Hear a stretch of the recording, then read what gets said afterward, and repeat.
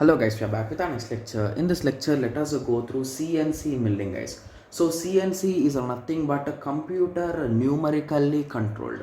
That is nothing but CNC. Okay. So basically, this is similar to 3D printing, but here it is quite opposite to 3D printing, guys.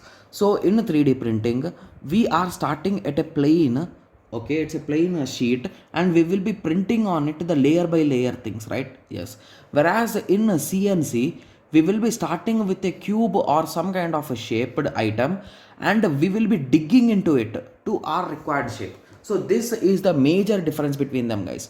So whereas a 3D printing, but it is a subtractive manufacturing process rather than additive. So additive means you are adding some things to it, and subtractive means you are removing something from its component. Okay, so hence this is called as a subtractive.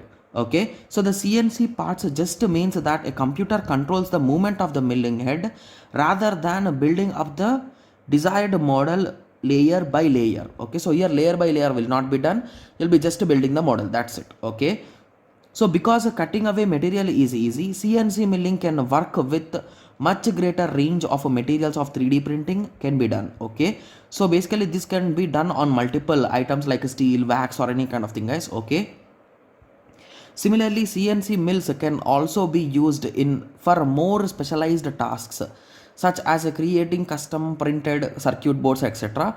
So it can also work in various axes, guys, like 2.5 axis, 3 axis, 4 axis and 5 axis and 6 axis.